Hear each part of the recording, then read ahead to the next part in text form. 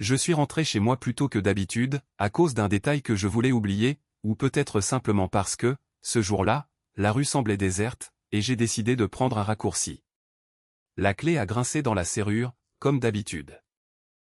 La porte s'est ouverte, et la première chose que j'ai vue sur le seuil, ce n'était pas cet espace familier, où nous buvions notre café matinal, mais une silhouette étrangère, entrelacée avec la sienne. Ils ne m'ont pas remarqué tout de suite. Le temps s'est étiré, comme un fil fragile, et chaque son dans l'appartement est devenu assourdissant. Un rire étouffé, le bruissement des vêtements, un choc contre le mur. Tout cela, comme des éclats de verre tranchants, a transpercé ma poitrine. Son visage, celui que je connaissais le mieux, s'est déformé sous l'effet de la peur, et en même temps d'une culpabilité lâche, lorsqu'elle a enfin levé les yeux. J'ai vu la panique traverser son regard, comme si elle cherchait une échappatoire, un moyen de transformer la vérité en mauvaise blague, en excuse, ou en simple malentendu. Mais les mots, qui auraient pu adoucir le choc, ne sont jamais venus. L'homme à côté d'elle s'est figé, comme s'il avait perçu le froid glacial dans l'air. Et c'est seulement à cet instant qu'ils ont tous deux compris, que le pont entre nous venait de s'effondrer. Le monde autour de moi s'est assombri. J'ai eu l'impression que les murs se resserraient, comme si cet appartement parisien, qui était notre refuge, s'était soudainement transformé en cellule, où j'étais à la fois le prisonnier, et le témoin de ma propre humiliation. Mon cœur est d'abord tombé dans mes talons, puis il a commencé à battre de manière si étrange et si rapide, que j'ai à peine reconnu son rythme. Je me souviens du parfum qu'elle portait, cette fragrance douce et capiteuse, qui autrefois signifiait la sécurité, et la chaleur du foyer. Et maintenant, cette odeur laissait un goût amer sur la langue de mes souvenirs, empoisonnant tout ce qui m'entourait. Elle a crié, mais le son de sa voix semblait lointain, comme s'il provenait d'un autre monde. J'entendais des mots, mais ils n'atteignaient pas mon esprit. Des supplications, des bribes d'explications, des exclamations pour se justifier. Je n'en saisissais plus le sens. Dans ma tête, il n'y avait plus qu'un seul mot, qui se répandait comme un poison, la trahison. Toutes ces soirées tranquilles, ces conversations téléphoniques à minuit, nos rires pendant le dîner, tout cela s'était soudainement transformé en illusion. C'était devenu un simple décor de théâtre, derrière lequel se cachait une autre vie, dont je n'avais pas la moindre idée. Les voisins ont commencé à frapper à la porte. Quelqu'un a chuchoté doucement, pour demander si tout allait bien, mais personne n'est intervenu. Une porte, sur le palier, a claqué. La voix s'est perdue en écho dans la cage d'escalier. Dans les yeux des autres, je ne voyais que de la curiosité et de l'indifférence. Ce genre de regard qui n'apporte aucun réconfort, et qui vous rend encore plus seul, au moment du désastre. Je ne suis pas descendu dans la rue tout de suite, comme si je ne pouvais pas croire, que la personne qui partageait mes matins, se tenait maintenant avec un autre homme. Mais quand je suis enfin sorti, l'air m'a paru vif et étranger, et mon souffle s'est coupé, comme si on me l'avait arraché de la poitrine. J'ai essayé de respirer calmement, de compter mes inspirations, pour reprendre le contrôle, mais des pensées de vengeance commençaient déjà à envahir mon esprit. Des pensées subtiles, glaciales, mais tenaces. Elles n'étaient pas seulement motivées par la rage. C'était plutôt le sentiment d'avoir perdu l'essentiel, cette confiance qui pousse lentement, comme des racines, et que l'on peut arracher d'un seul geste. Devant mes yeux, défilaient des scènes de notre vie passée, son rire, ses caresses, ces petits rituels que nous avions créés ensemble. Chaque souvenir était désormais cousu dans une nouvelle étoffe, le tissu du mensonge. Je me suis assis sur les marches de l'immeuble, sentant que le monde s'était comme arrêté, et dans cette pause, j'essayais de comprendre qui j'étais devenu. Des pensées contradictoires s'entrechoquaient dans ma tête. Je pouvais pardonner et oublier, parce que la vie est courte, et que ce serait plus facile pour moi. Ou bien, je pouvais rendre l'appareil, parce qu'une trahison doit avoir un prix, et que le silence vaudrait une acceptation. Je regardais les passants défiler sur le trottoir, sans s'arrêter. Leurs silhouettes se fondaient dans l'ombre, donnant à la scène une atmosphère d'irréalité. C'était comme si tout cela se déroulait dans un film, où je devais jouer un rôle, mais sans connaître mon texte. D'abord, il y a eu la rancœur, brûlante, à peine contenue. Puis, est venue la planification froide, silencieuse et méthodique, réfléchir aux détails, attendre le bon moment, pour porter un coup qui ne toucherait pas le corps, mais l'âme. Ce n'était pas une explosion impulsive, sa action était un embrasement lent, comme si l'on avait allumé en moi une bougie, qui, minute après minute, diffusait une lumière de plus en plus stable et dure. La vengeance me paraissait être le seul moyen de restaurer la justice, de ramener à l'équilibre ce monde, qui avait été brisé cette nuit-là. Et pourtant, même quand ces pensées de vengeance occupaient tout mon esprit, d'autres tempêtes émotionnelles affleuraient à la surface, notamment un profond manque de confiance en moi. Une question me hantait, comment n'avais-je rien remarqué? J'éprouvais un sentiment de honte, comme si je n'avais pas assez protégé ce qui devait être sacré, ce que nous appelions notre foyer. L'amertume se mêlait à la gêne. Et dans ce mélange confus, un autre sentiment dangereux a pris naissance, le désir de prouver à tout le monde que je n'étais pas brisé, et que je pouvais riposter.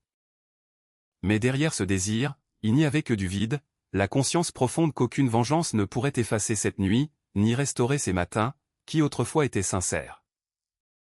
Je me suis levé, j'ai jeté un dernier regard à l'immeuble, où résonnaient encore quelques bruits incongrus, et j'ai marché vers l'avant. Rester là, c'était accepter de me dissoudre dans la pitié. Chaque pas était celui d'un homme résolu à agir, même s'il ignorait encore quelle forme prendrait son action. Dans ma poitrine, il ne restait qu'un froid glacial, une détermination de fer, qui allait bientôt se transformer en plan méthodique. Et je sentais ce plan prendre forme en moi, lent et impassible, comme de la glace, qui se formerait doucement autour de mon cœur. La nouvelle de son accident m'est parvenue plus tard, résonnant comme un tintement glacial. Une connaissance m'a appelé, la voix tremblante, les mots s'en mêlant au téléphone, et j'ai senti le sol se dérober sous mes pieds. Quand je suis entré dans la chambre de la clinique, la première chose qui m'a frappé, ce fut le silence. Un silence inhabituel, fragile, tendu comme la corde d'un violon. Il n'y avait pas ce bruit familier de la télévision, ni l'écho de sa voix, seulement le souffle monotone des appareils respiratoires, et les pas étouffés d'une infirmière dans le couloir. Elle était allongée sur le lit, pâle, les cheveux ébouriffés, à moitié recouverte par un drap blanc. Il semblait que tout son éclat d'autrefois avait disparu, ne laissant derrière lui qu'une lueur affaiblie.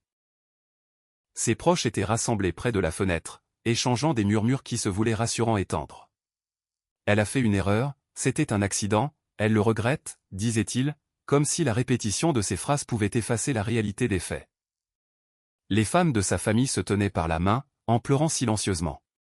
Les hommes, eux, essayaient de paraître forts, adoptant une posture défensive, tout en m'adressant leur requête, je t'en prie, pardonne-lui, pense à l'enfant. Nous faisons tous des erreurs. Leur voix était chargée d'un ton suppliant. Chaque regard était tourné vers moi avec espoir, comme si j'étais un juge, tenant entre ses mains leur propre destin. Je me tenais au chevet de son lit, observant cette mise en scène, sans éprouver la moindre gêne face au calme glacial qui m'enveloppait. Elle a ouvert les yeux, et sur son visage, s'est dessiné un mélange de confusion, de peur, et d'extrême vulnérabilité. Dans la profondeur de son regard, j'ai lu les mots qu'elle n'aurait jamais pu prononcer en temps normal, « Pardonne-moi, ce n'était pas prévu, je ne savais pas quoi faire. » Elle tremblait de tout son corps, et chaque inspiration lui demandait un effort visible. J'ai senti, à l'intérieur de moi, quelque chose qui menaçait de se briser par pitié. Mais cette impulsion s'est vite estompée, laissant la place à un sentiment beaucoup plus lourd, et bien plus tenace. Je voyais autour d'elle tous ces gens, qui, jusqu'à la veille, ne prêtaient aucune attention aux détails de notre existence. Ceux qui n'appelaient jamais, ceux qui ne venaient pas nous voir, se montraient soudainement très empressés, et remplis de sollicitude. Cela m'irritait profondément, non pas parce que je rejetais leur aide, mais parce que leur hypocrisie était si flagrante. J'avais envie de leur hurler la vérité au visage, vous ne voyez que ce qui vous arrange. Mais je suis resté silencieux. Mon mutisme n'était pas un signe de faiblesse, c'était une pièce maîtresse de mon plan. Le moindre mot prononcé aurait pu atténuer sa culpabilité, et il était hors de question que je permette cela. Elle a essayé de sourire. Un sourire faible et forcé, comme si elle espérait retrouver notre ancienne complicité, et faire semblant que rien ne s'était passé entre nous. J'ai perçu cette tentative, et je l'ai rejetée d'un bloc, la considérant comme un énième masque. L'espace d'un instant, son regard a croisé le mien. Et dans ses yeux, j'ai lu une peur terrible. Ce n'était pas la peur de la douleur, ni l'angoisse d'une possible issue fatale. C'était la peur des conséquences, la terreur de comprendre qu'elle ne pourrait jamais retrouver ces matins paisibles, que nous avions partagés. Ses lèvres ont murmuré un simple « pardon ». À cet instant précis, le monde autour de moi a semblé suspendre son vol. Mais le temps est dépourvu de toute pitié. Il a continué sa marche, sans la moindre hésitation. Je me suis approché lentement, et je me suis assis sur la chaise près du lit, en prenant soin de ne pas la toucher. L'odeur de l'antiseptique et des médicaments imprégnait la pièce. Elle se mélangeait au faible parfum de son eau de toilette, devenu si discret, qu'il avait presque disparu. J'observais ses mains avec pensivité. Ces mêmes mains qui, peu de temps avant, tenaient une tasse de thé chaud, tournaient les pages d'un livre, ou venaient caresser mon front. À présent, elles me paraissaient totalement étrangères. J'écoutais le bip des machines, les allers-retours du personnel soignant dans les couloirs, les échos des voix. Et sur cette toile de fond sonore, ma colère bouillonnait, de façon silencieuse, mais implacable. Lors de mes discussions avec sa famille, je gardais un ton parfaitement calme, presque glacial. Ils insistaient, me suppliaient, invoquant l'importance de la compassion, et la possibilité de tout recommencer à zéro. Je les ai écoutés attentivement, je les ai laissés vider leur sac, sans jamais les interrompre. Cela faisait partie de mon jeu, donner à ces gens l'illusion d'être entendus, tout en m'assurant qu'aucune émotion ne vienne briser ma détermination. Je rangeais soigneusement chacun de leurs arguments dans un coin de ma tête. J'en faisais une pile bien ordonnée, dans laquelle je piocherais plus tard, pour choisir ce que j'allais détruire. La voir dans cet état critique, si faible, vulnérable, arborant ce sourire impuissant, ne produisait pas sur moi l'effet qu'on aurait pu attendre d'une âme ordinaire. Loin de faire fondre la glace qui enserrait mon cœur, cette vision n'a fait que renforcer ma résolution. J'ai compris que la véritable punition ne résidait ni dans les cris, ni dans les scènes de ménage. Le vrai châtiment, c'était de la priver de ses repères habituels. Je voulais lui retirer toutes ces petites choses, qui rendaient sa vie si confortable, la confiance absolue, les petites attentions, et le respect mutuel. Je ne cherchais aucune vengeance physique. Je voulais simplement qu'elle ressente, de tout son être, le vide vertigineux qu'elle avait elle-même creusé. Avant de quitter la chambre, je me suis attardé une seconde de plus, juste pour que son regard croise le mien une dernière fois. Dans cet échange silencieux, je ne lui ai laissé aucun mot, mais un message très clair. Je percevais sa souffrance, mais je savais déjà que cette douleur allait avoir un prix. J'ai quitté la clinique sans aucune colère, animé par une lucidité glaciale. Une fois la porte refermée derrière moi, l'agitation habituelle des couloirs a repris ses droits. Mais à l'intérieur de mon esprit, le schéma était déjà tracé, silencieux, minutieux, et totalement impitoyable. La vengeance, née dans ce couloir silencieux, devait être d'une précision redoutable, inéluctable comme un verdict. Son exécution avait commencé avec ce dernier regard, dans cette chambre où tout le monde implorait ma clémence. Je ne suis pas rentré à l'appartement immédiatement. J'ai d'abord eu besoin de temps, pour classer toutes les informations dans ma tête, comme dans un fichier bien organisé. Je devais identifier ce qui comptait pour chacun, déterminer les responsabilités, et trouver les leviers à actionner, pour que sa vie perde à jamais sa douceur d'antan. La vengeance, telle que je la concevais, n'était pas une scène dramatique, faite de hurlements et d'objets brisés. Non, c'était un art subtil, l'art de la privation. J'avais l'intention de la déposséder de tout ce qu'elle considérait comme acquis, sa tranquillité d'esprit, sa certitude face à l'avenir, et sa façon si familière de percevoir le monde. Je voulais que le moindre de ses pas lui rappelle qu'un jour, elle n'avait pas seulement trahi un homme, mais tout un univers, que nous avions patiemment construit à deux. La première étape a consisté en une mise à distance, silencieuse et méthodique. J'ai cessé de répondre à ses messages instantanément. J'ai transformé tous nos projets communs, en de simples lignes vides sur un calendrier. J'ai rendu les objets que je lui avais confiés autrefois, les doubles des clés de voiture, les documents importants, nos petits souvenirs partagés. Mais je le faisais de telle manière, qu'elle ressentait chaque retour comme un recul temporaire, prélude à un nouvel acte de détachement. Elle essayait de négocier. Elle me faisait parvenir des lettres par l'intermédiaire de ses proches, elle demandait à me voir, elle parlait de ses profonds regrets, et de son envie de tout réparer. J'écoutais ces mots, mais j'y répondais avec une froideur détachée, agissant comme un homme pour qui, les belles paroles sans action, ne sont que du vent. Le tribunal de l'opinion publique a joué en ma faveur, tout en se retournant contre elle. Les gens adorent le drame. Ils prennent toujours le parti de celui, dont l'histoire leur semble la plus captivante. Lorsque les photos d'elle à l'hôpital ont circulé dans nos messages, les cheveux en bataille, les bandages, ce regard empli de terreur, j'ai soudainement été submergé de lettres, qui en appelaient à ma miséricorde. J'ai pris cela en compte, et je l'ai tourné à mon avantage. J'ai permis à certains de ses proches d'assister à mes prétendus gestes de compensation.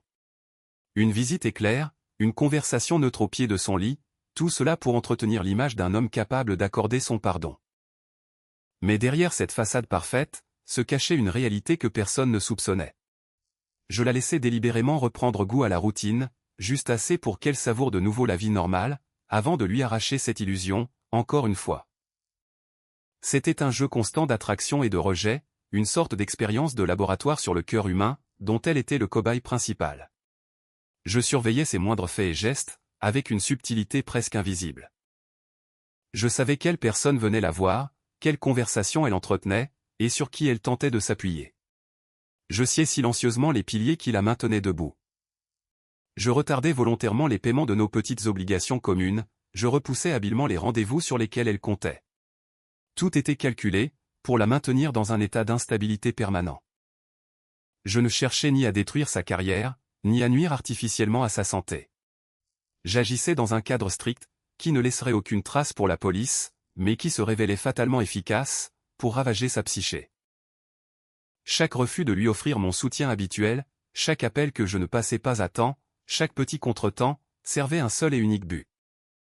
Je voulais lui faire comprendre que ce monde, qu'elle avait si légèrement trahi, n'avait aucune obligation de se reconstruire sur simple commande de sa part. Parfois, je me surprenais à ressentir un immense vide grandir au milieu de ces manigances. La victoire refroidissait, tout comme un café oublié, ne laissant au fond qu'un arrière-goût d'amertume.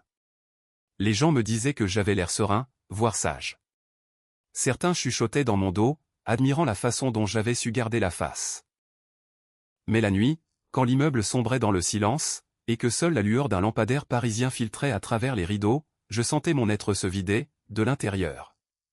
Je me rappelais ces petits matins d'autrefois, où le rythme de sa respiration était mon réveil le plus fiable.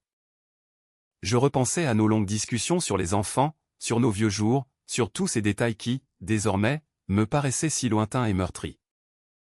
La vengeance portait ses fruits, c'est indéniable, mais avec le résultat, est venue une terrible prise de conscience, il est impossible de ramener ce qui n'existe plus. Le temps a fini par passer. Elle s'est lentement habituée à ces nouvelles conditions de vie. Elle a appris à chercher du réconfort, dans les infimes détails qui subsistaient encore. Son regard s'est fait plus observateur, beaucoup plus prudent. Une nouvelle dimension y est apparue.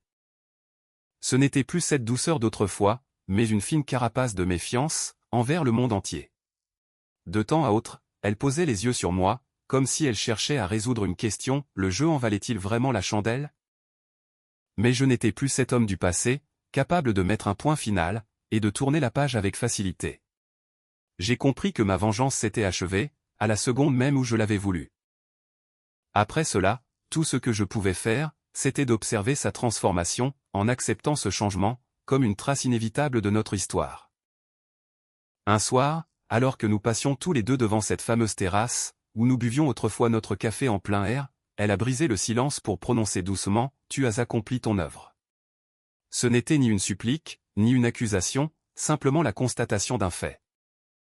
En retour, je n'ai rien ajouté de superflu. Le silence s'était érigé comme notre nouvel accord. Je savais pertinemment qu'il n'y avait aucun gagnant définitif. J'avais obtenu ce que je voulais, la reconnaissance absolue, que le prix avait été payé. Mais cette victoire s'accompagnait d'une triste vérité. Ni la vengeance, ni le pardon, ne pourraient jamais nous rendre nos matins passés, ni ramener les personnes que nous aurions pu être ensemble. Et pourtant, dans cet espace vide, suspendu entre ce qui avait été, et ce qu'il restait, une autre vérité a vu le jour. Parfois, la punition n'est pas seulement un châtiment, c'est aussi un signal indispensable pour le changement. Pendant qu'elle apprenait à vivre de nouveau, moi, j'apprenais à lâcher prise. La vengeance a donné un sens à une courte période de ma vie, mais elle ne l'a pas inscrite dans l'éternité. J'ai fini par découvrir qu'il y a quelque chose de bien plus puissant que les représailles, un savoir à la fois simple et amer. Les conséquences ont le pouvoir absolu de changer les gens, mais la décision finale, celle de choisir qui nous voulons devenir par la suite, reste entre les mains de chacun d'entre nous.